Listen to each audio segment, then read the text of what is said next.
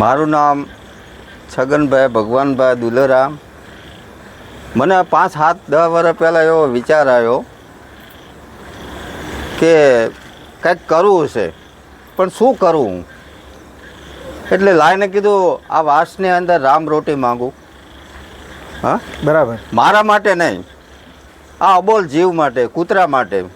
બરાબર. તો મને એક સાખી યાદ આવી સુદામાની કે મરું પણ માંગું નહીં અપને તન કે કાજ. પુરુષાર્થના કારણે મને માંગતા આવે નહીં લાજ.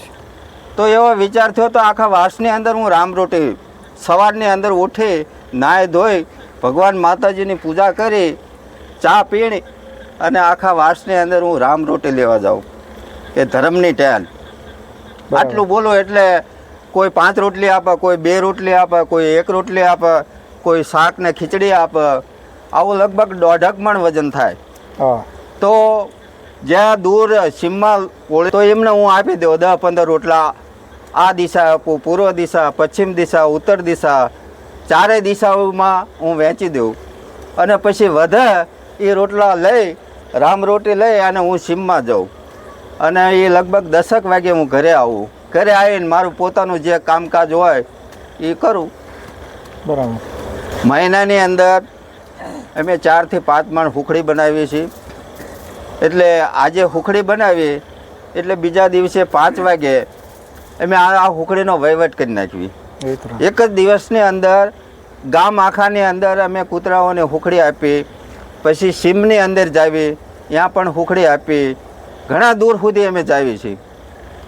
એક વખત તો 5 મણ લાડવા બનાવ્યા, એ અમે કટારિયા ગામની અંદર આપ્યા કૂતરાઓને. પછી અમારા એક ભાઈ દુદાભાઈ છે, એમને પણ મણ લાડવા લઈ ગયા ટોકરાળા, 1 મણ લાડવા લઈ ગયા રડોલ.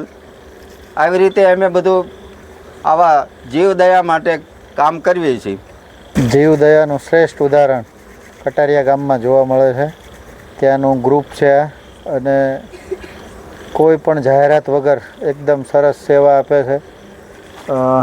અહીંના માજી સરપંચ દિનેશભાઈ છે, તેમને પણ ખૂબ એમના પરિવાર વતી બહુ ખૂબ સેવા આપે છે. કોઈ પણ જાહેરાત વગર જીવદયાના નામે જે કરે જ છે, કોઈને કહેવાની જરૂર નથી પડતી કે આ કરો કે આ કરો. આપણે સહકાર સારો આપે. મહાજન પાંજરાપોળ છે ત્યાં થાય છે, ત્યાં લોકો અઢળક આપે પણ છે. પણ અહીંયા તો જે કોઈને ઈચ્છા હોય તે આપી શકે છે.